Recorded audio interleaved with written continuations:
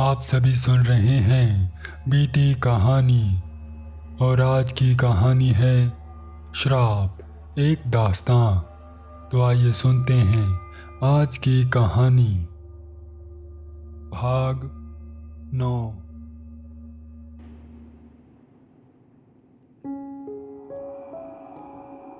कुछ देर बैठे रहने के बाद जब वो जाने के लिए उठते हैं और जैसे ही पीछे की ओर मुड़ते हैं तो वो क्या देखते हैं कि लक्षिता उनके पीछे ही बैठी हुई है। वो दोनों ये देखकर हैरत में पड़ जाते हैं और उसके पास जाकर, तुम यहाँ क्या कर रही हो? वही जो तुम कर रही हो। मेरा मतलब है तुम यहाँ कैसे? जैसे तुम वैसे मैं। लोग मंदिर में क्या करने आते हैं? वो छोड़ो, तुम मुझे ये बताओ कि कल रात को तुम उस खंडरगांव में क्या करने गई थी? देखो, तुम्हारा इससे कोई लेना देना नहीं है। मैं कहाँ जाती हूँ, क्या करती हूँ, ये जानने वाले तुम होते कौन हो? तुम्हारी इन्हीं हरकतों की वजह से कल रात मेरा दोस्त मरते मरते बचा है। तो इसको किसने कहा मेरा पीछा करने के लिए? जो खुद मौत के मुंह में जाए तो बचाने वाला क्या करे?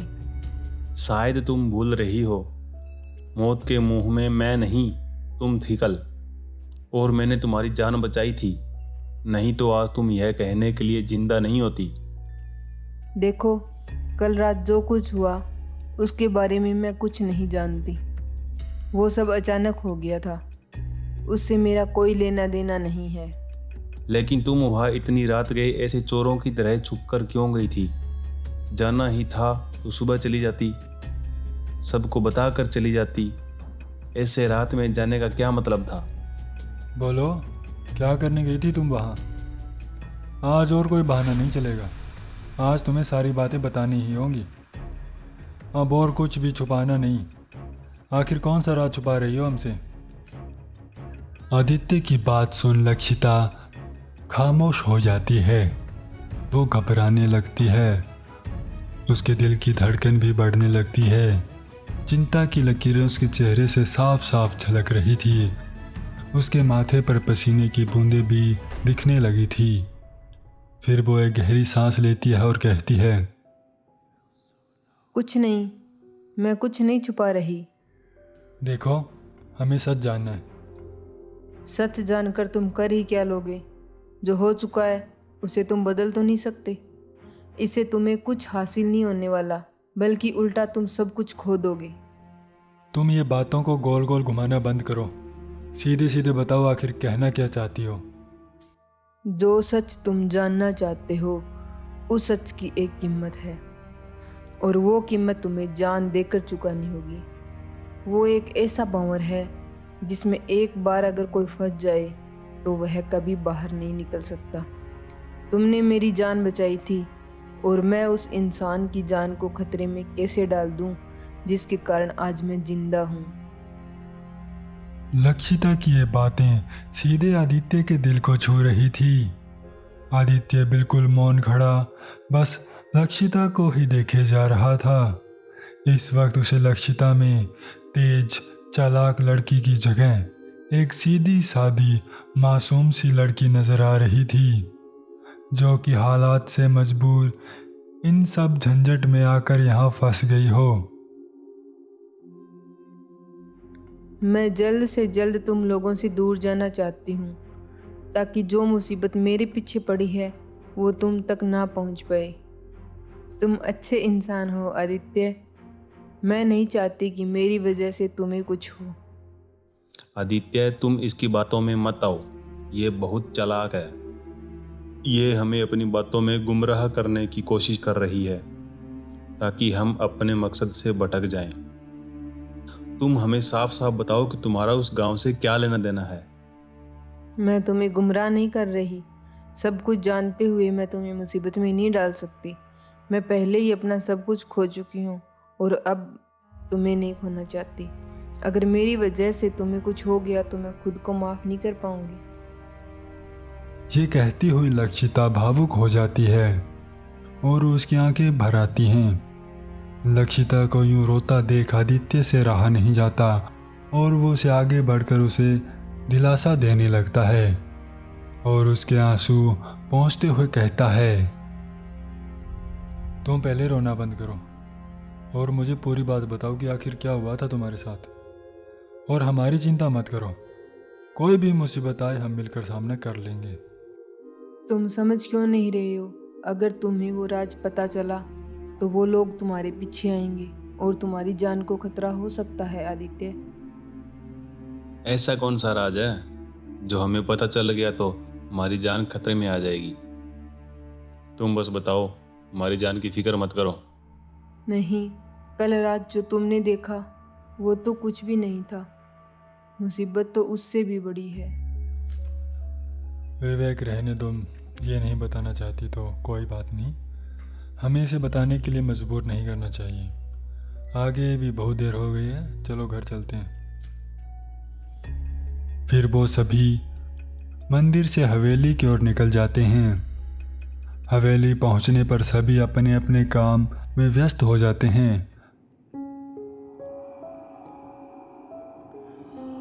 दोपहर का 1 बज रहा था। आदित्य अपने कमरे में आराम कर रहा था। उसके मन में अभी भी लक्षिता के कहे गए शब्द गूंज रहे थे। उसकी बातें उसे परेशान किए हुए थी। आखिर ऐसी कौन सी बात है जो लक्षिता हमें बताने में इतना डर रही है? कुछ तो है जो उसे डरा रहा है, लेकिन आखिर क्या? वो बताती तो नहीं कि उसे किस बात का डर है। आदित्य के मन में ये सवाल गोल गोल घूम रहे थे। वो विवेक से इस बारे में बात करना चाहता था, लेकिन इस वक्त वो यहाँ नहीं था। विवेक इस समय उस खंडर गांव में गया हुआ था।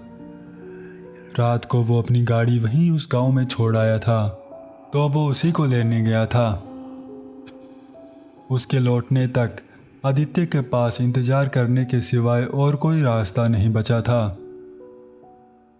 वो बस विवेक के लौटने का ही इंतजार कर रहा था कि कब वो आए और वो उससे इस बारे में बात करे। तभी आदित्य के कमरे के दरवाजे पर दस्तक होती है।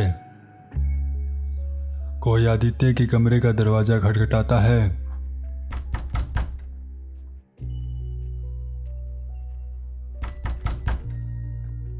आदित्य ने सोचा शायद विवेक आ गया होगा, वहीं दरवाजा खटखटा रहा है। वो जल्दी से अपने बेड से उठता है और दरवाजे की तरफ बढ़ता है। उसने झट से दरवाजा खोला, लेकिन उसकी सारी उत्सुकता एक पल में ही ढेर हो गई।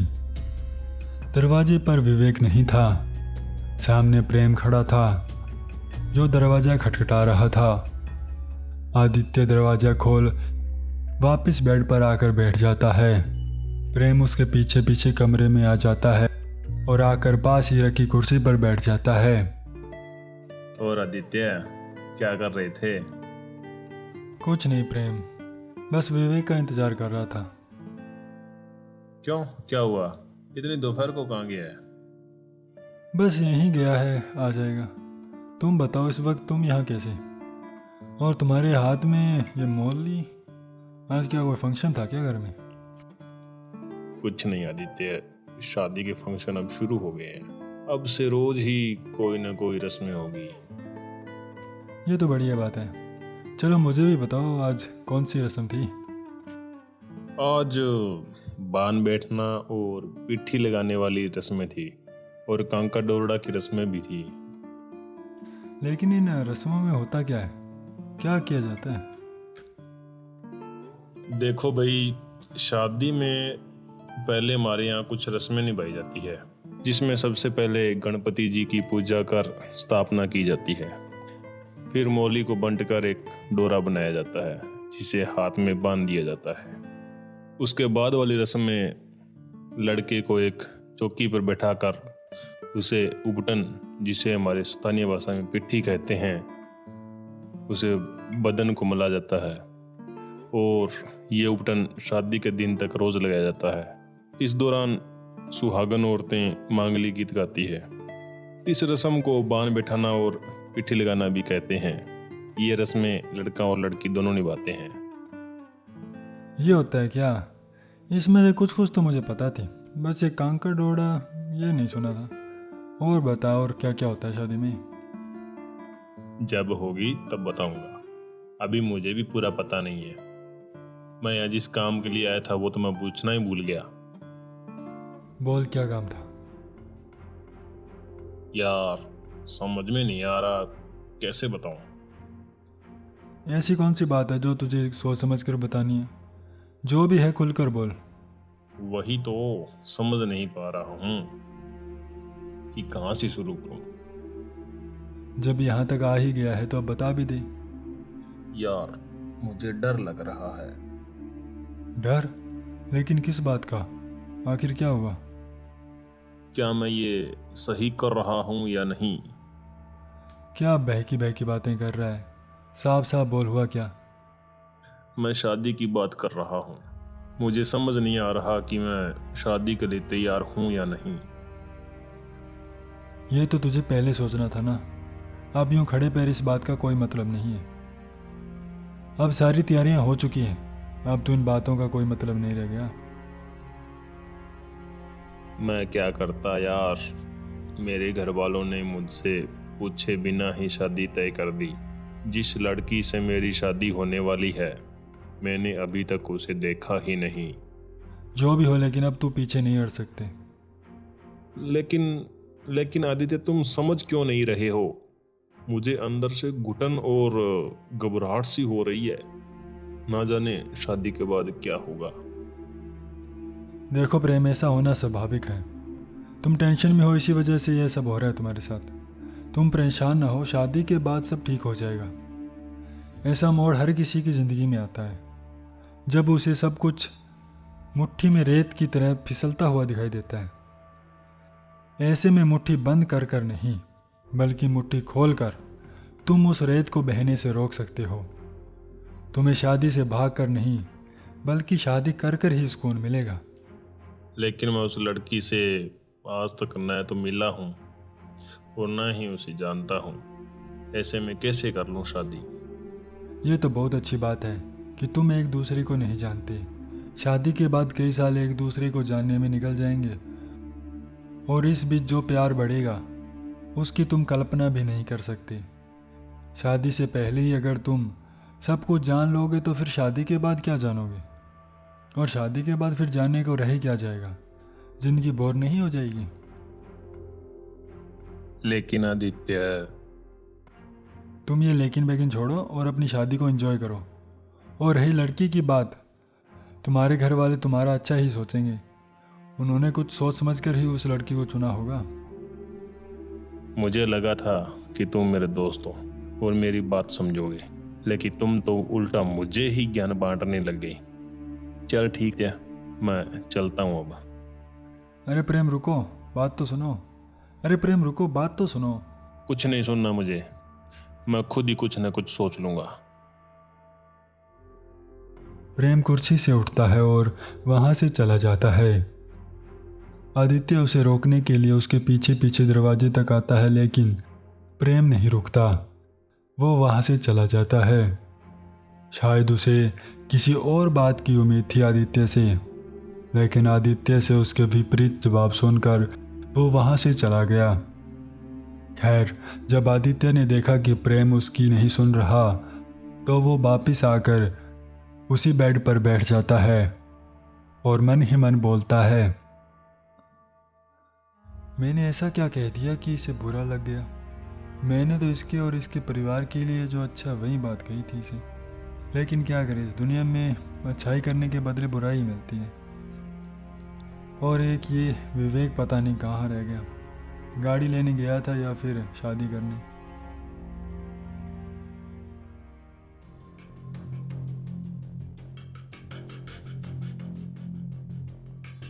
अब इनकी कहानी कौन सा मोड़ लेगी, जानने के लिए सुनते रहिए श्राप एक दास्तां। आपको ये कहानी कैसी लगी हमें ज़रूर बताएं।